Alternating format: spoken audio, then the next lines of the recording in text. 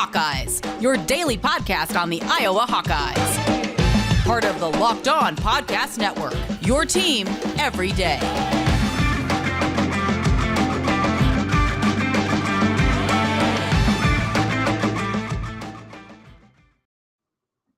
Welcome back, Hawkeye Nation, to a Wednesday morning episode of the Locked On Hawkeyes podcast, your daily podcast covering your Iowa Hawkeyes on the Locked On Podcast Network.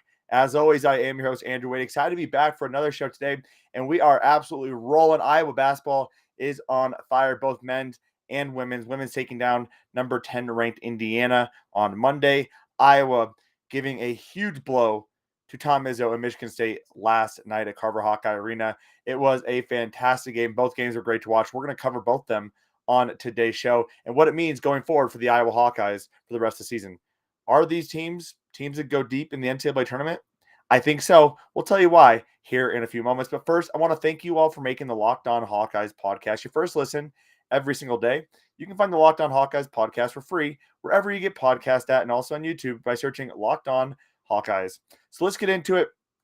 Last night, the men's team took down Michigan State, and it was a phenomenal game to watch.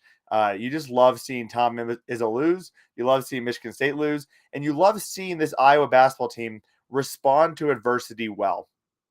They have done a truly phenomenal job the last couple of weeks of responding to adversity. Now, a lot of people were really upset about what happened when Iowa played Michigan. It was a frustrating game. It was frustrating to lose that. But for Iowa, they didn't turn around. 2 days later, go on the road, take down Ohio State by double digits, and then 3 days later, go home and take care of business against a Michigan State team that was also desperate for a win, right? They have been struggling their last couple of weeks. They desperately needed a win in this game, and Iowa put it to them. And how they're putting it to them is just as impressive. All right, it's not just a barrage of three-pointers. It's a concerted effort by everyone on the team to play both ends of the basketball, right? You play offense and you play defense. Jordan Bohannon playing some of the best defense I've ever seen him play. The team as a whole playing some of the best defense I've seen them play. Offensively, you're seeing a lot of guys get involved. You're seeing a lot of guys understand what their role is now.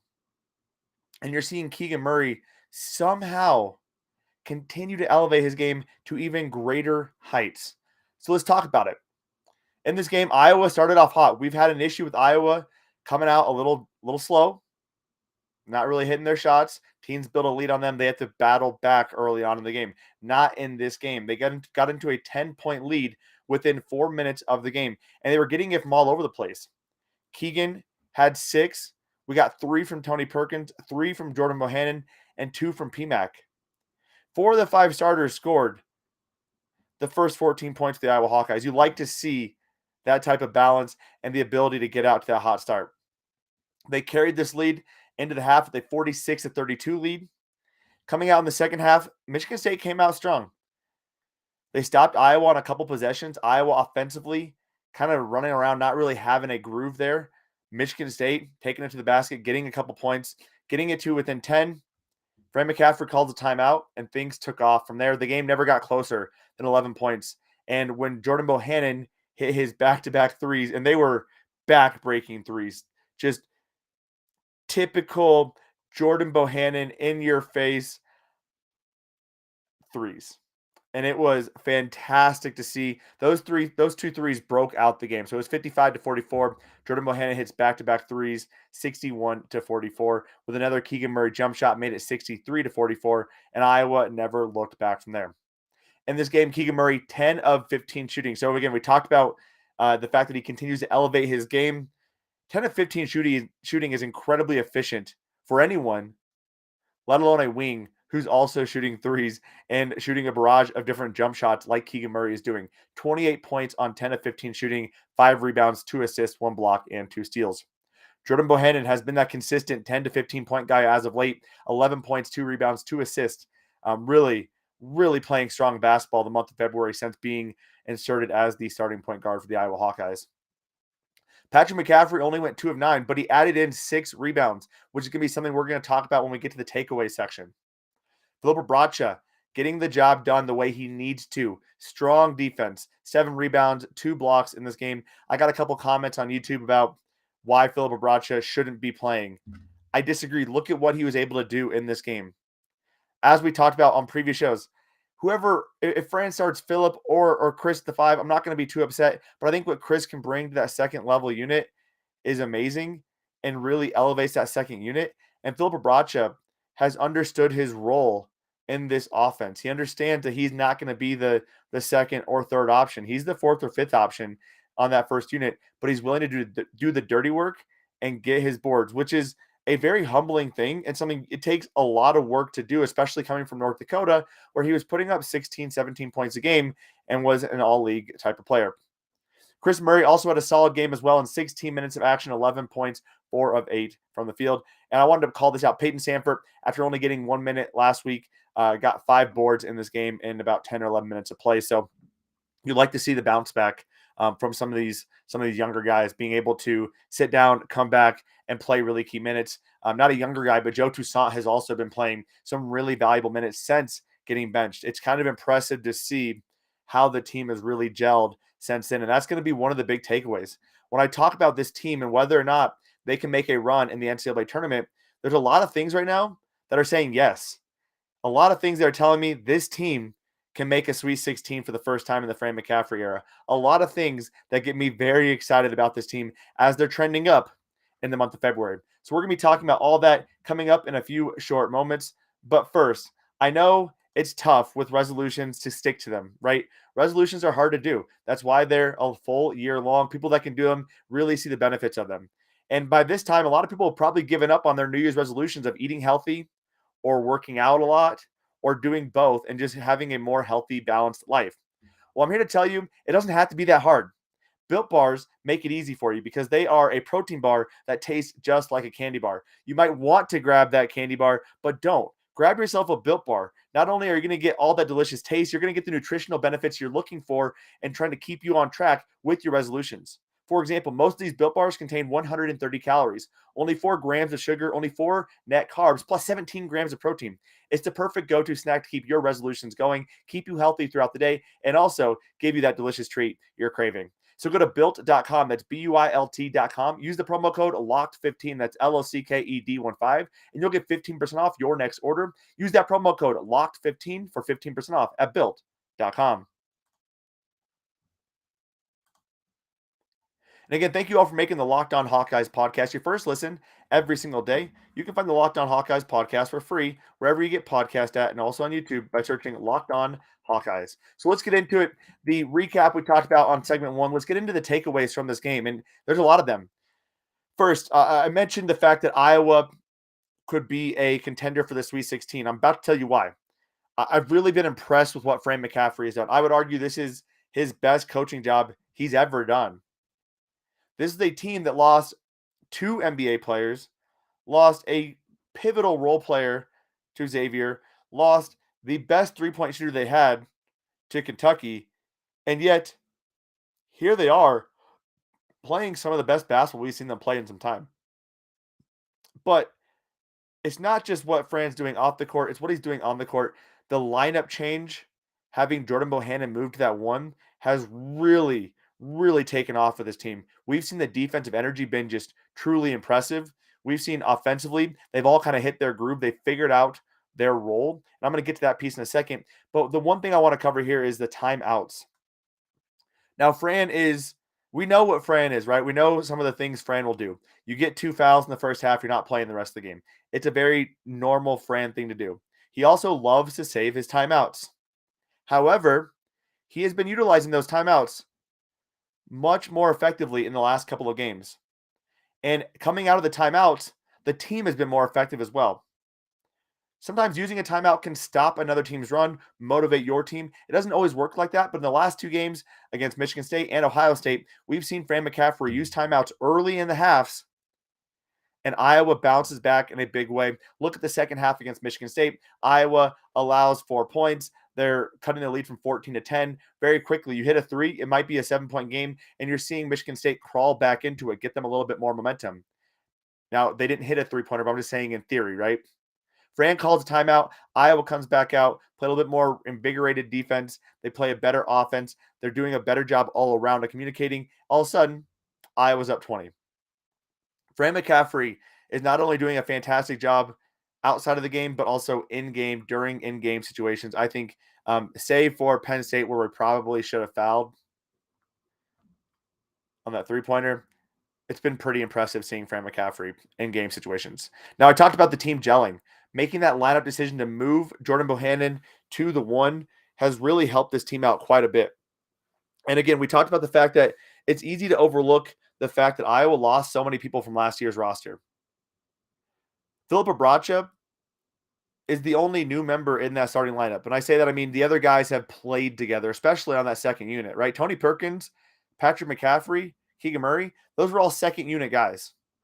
They have that chemistry. They've played together. But not in the first unit, not with Jordan Bohannon as much, not with Philip Abracha, and not with as many minutes, and not with Keegan Murray being the guy now, not with Patrick McCaffery being the number 2 guy now. So it's easy to overlook that, but we shouldn't be. This is a very difficult coaching job that Fran McCaffery had on his hands, and he's done a phenomenal job of getting them to come together. And they're coming together at the right time. You don't want to be trending up in November. You want to be trending up at the end of February, early March, as you go into Big Ten tournament time, as you go into NCAA tournament time. And right now, Jordan Bohannon is getting hot. Keegan is playing some of the best basketball we have ever seen from the wing position. And Chris is starting to come into his own, being a bit more consistent night in and night out in that second unit role. Could this team make a run? Absolutely. We talked to Trey Demps, former Northwestern basketball player, Big Ten analyst on the Big Ten Network. He talked about it as well. They have a lot of matchup problems. You get the right matchups, Iowa can make a run in this. It all comes down to matchups in the NCAA tournament, and it's important that Iowa continues to win so they can hopefully get a better seed and give them more favorable matchups as well. Right now, projected anywhere from a 7 to a 9 seed. If they continue to win, they could move up to a 5 or a 6 seed. Maybe even a 4 if things go really, really well the next couple of weeks. Right now, we just need to take it one game at a time, though. Need to beat Nebraska on Friday, take care of Northwestern on Monday. Get those 2 games. You're at 11-9 or 11-7 in conference play. Now you're going into Michigan and Illinois, and there's nothing to lose there, really. Play your hearts out. You're still getting into the NCAA tournament. You still have a decent seed in the Big Ten tournament. So a lot of things we're going to need to take as a game-by-game basis, but you got to start getting excited about this team and what you're seeing from this team. Again, I talked about the team. It's hitting their stride, right? Going into this 3-game matchup, this 3-game series with having Michigan on Thursday, Ohio State Saturday, Michigan State on Tuesday, I thought if Iowa went 2-1, that was going to be a really good 3-game stretch. If they went 1-2, I wasn't going to be too upset. They go 2-1, and the way they did it, though, is most impressive. Rebounding from a Michigan game where they almost won, right, to go on the road to beat Ohio State, to then beat Michigan State. They have not done this always. Last year, they lost to Minnesota in overtime on Christmas, 3 days after playing Purdue. Last year, they lost to Ohio State and Indiana after playing Michigan State, and basically a very similar situation, playing games every couple of days. This year, they're 3-4 in games played within 3 days, with wins being over Penn State, Minnesota, and Nebraska, 3 of the worst teams in the Big Ten. So it's not easy to do that. It's not easy to turn around like that, and especially not easy to be home, away, and then home. So that even is more telling to me than anything else. The rebounding has also improved immensely. And here's 2 reasons why. First and foremost, we have guys attacking the glass. And secondly, we have guys boxing out. What a concept.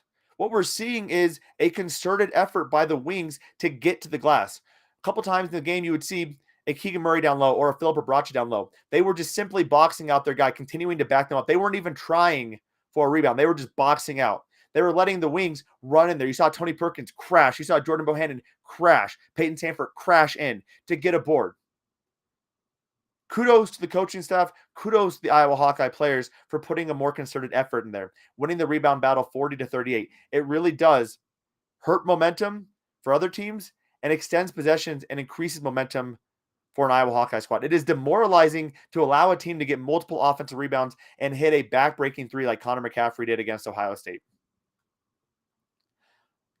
Also, I thought what Tom Izzo said about Keegan Murray was pretty cool. He said they've got a star. I mean, he is a star. Don't kid yourself. We talked to the staff, who is the best player in the league, and there's 4 guys up for the Wooden Award in our league. Murray has got to be really high on that list. After spending the time watching him on film, seeing him in person, watching him warm up, seems like a hell of a kid. His dad was a hell of a guy. You've got something special. Enjoy him. He also said they walked into an ambush. He's right. We talked about this with Matt Sheehan. There was a chance Iowa was going to be really hungry in this game when they had such an emotional night. They retired several numbers, including Luka Garza and the great Roy Marble. And I want to end on that note before we get into the women's basketball team. Devin Marble seems like the fences have been mended here with the Iowa Hawkeye staff. And kudos to Fran McCaffery for helping to re-foster that relationship and making sure Devin Marble felt a part of the Iowa family and doing justice by his father, who was a fantastic, great Iowa player. Just a really great couple of days in Iowa Hawkeye Nation. Hopefully we can keep this up. Coming up, we're going to talk about this women's basketball team and how they can make the Big Ten title happen, right? How can they win a Big Ten regular season title? It's actually very, very plausible. So we're going to be talking about that here in a few short moments. But first, I have some very important information to share with you. As you know, I like to gamble a lot, and I do all my gambling at betonline.net. I know football season is over, but basketball season is in full steam for both pro and college hoops. From all the latest odds, totals, player performance props, to where the next fired coach is going to land, betonline.net is the #1 spot for all of your sports betting needs. And betonline.net remains the best spot for all of your sports, scores, podcasts, and news this season. And it's not just basketball. You can bet on hockey, boxing, UFC, right down to Olympic coverage. They've literally have everything. They have presidential elections even at betonline.net. So you're looking to put some money down and put some money in your pocket, head over to their website today or use your mobile device and learn more about the trends in action at betonline.net. betonline.net, where the game starts. So let's get into it. We talked a lot about the men's basketball team. It's now time to talk about the women's basketball team because they have been playing their hearts out. And there's a noticeable difference in this team. And it starts with the presence of McKenna Warnock. Yes, you probably thought I was going to say Caitlin Clark, but McKenna Warnock being back is huge for this basketball team. They have been battling teams and dominating teams on the boards. They're getting an extra 15 points a game from her. This team is beginning to hit their stride as well. They dealt with injuries throughout the season. They dealt with inconsistencies, especially due to COVID layoffs. But they are starting to hit their stride. And with just a couple games remaining, this team has the ability to win the Big Ten title. That's how close they are. But first, let's talk about the Indiana game. They beat Indiana back-to-back games. You love to see it. Indiana, a top 10 ranked team, a very strong team, and Iowa absolutely needed to beat them both these games to be able to get a tiebreaker and also to put themselves in a good position to win a Big Ten title. We talked a lot about this ad nauseum, honestly, but the officiating across the board, not just against Iowa, but across the Big Ten has absolutely been atrocious. I don't know what they were calling in this game, Iowa versus Indiana. It was flabbergasting to me, to be completely honest. Good defense was called as everything, right? It was ridiculous. Also, Iowa needs to clean up the turnovers, right? A lot of sloppy turnovers, 21 in this game. Iowa absolutely needs to clean this up. But Iowa, a strong three-point shooting team as of last year, was able to shoot 21.1% from the field or from the perimeter and still win this game. So you have to be pretty impressed with what they're seeing or what we're seeing from this Iowa Hawkeye squad. Now, some of those turnovers is part of the game, right? They do a lot of risky entry passes to Monica. They do a lot of risky entry passes to their wings that are crashing into the lane as well. Some of those don't hit. Some of them do. When they hit, they look phenomenal. When they don't, it's a very unfortunate, unforced turnover. So they need to clean that up. Rebounding, though, has gotten so much better. Again, I mentioned McKenna Warnock. They out-rebounded Indiana 37-27. That's going to be huge in these games, especially when you're giving up the ball 21 times in that game. You need to be able to extend possessions and close out possessions by getting the rebound offensively and defensively. And as I said, Iowa is currently positioning themselves for a Big Ten title. If they win out, they'll at least have a share of that title. Plus, an Ohio State loss would also be ideal as well. That would give Iowa the full ownership of the Big Ten title. Also in Big Ten or in Iowa women's news, Monica is returning as well, which is absolutely huge. She's an all Big Ten center in this game against Indiana, 31 points on 13 of 17 shooting, 10 rebounds. Caitlin Clark put in 29 points from 9 of 20 shooting, 8 rebounds, 8 assists, 7 turnovers. McKenna, as I mentioned several times, a pivotal player. Glad she is healthy. 5 of 8 for 16 points and 7 rebounds. And freshman Addison O'Grady, 8 points in 8 minutes. This team is clicking at the right time, and they're going to all be back next year, baby. This team, they're just playing with the house cards right now, or house money at this point. Sorry, bad analogy. They're playing with house money. They have the ability to go far and deep into the NCAA tournament. It starts with continuing to do well right now, right? You win these next couple games, you win the Big Ten tournament, Big Ten title. You go into the Big Ten tournament with a number 1 seed or even a number 2 or 3 seed, get to the game, the Big Ten tournament game, you are probably positioning yourself for a 3 or 4 seed, which gives you a home game. Huge for NCAA for that purposes for the Iowa women's basketball team. Huge for their ability to make a run to a Sweet 16 or an Elite 8 or even a Final Four. And the fact they are all returning next year means that we got to enjoy this ride, baby. It is going to be a lot of fun watching Caitlin Clark, Monica, McKenna, all these players continue to come together. Iowa bringing in another impressive recruiting class as well. The buck does not stop here. This train is just getting going. The last thing I want to call out, though, about this women's basketball team, I just want to quickly call out the fact that ESPN is absolutely garbage. They post something saying Elijah Boston is clearly the National Player of the Year at this point, and it's just so typical of some of these mainstream media sites to not actually understand how impactful certain players are to teams. Elijah Boston, doing great. No doubt about it. Number 1 ranked team, fantastic. Caitlin Clark has been putting together a season that rivals almost any season in the history of women's basketball. Not just this year, but the history of women's basketball. And men's basketball, honestly, too. And the fact that she is not getting the love gives you everything you need to know about the lack of credibility for ESPN. That's how I'm ending the show, though. We're going to be back tomorrow, breaking down some recruiting news and anything else that comes up in the next couple of days. Also, giving you a preview of Iowa versus Nebraska. So stay tuned for that on tomorrow's episode of the show. First, if you want to listen to more Locked On content, I know I appreciate you all tuning in to the Locked On Hawkeyes podcast, making us your first listen every single day. But I highly recommend you make the Locked On NFL Draft your second listen every single day.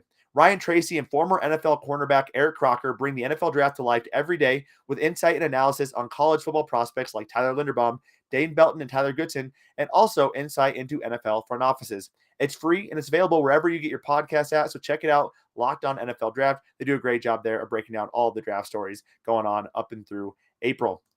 That'll do it for our show today, though. Hope you have a fantastic Wednesday. As always, Hawkeye Nation, I appreciate you tuning in. Have a fantastic Wednesday, a great week, and as always, let's go Hawks.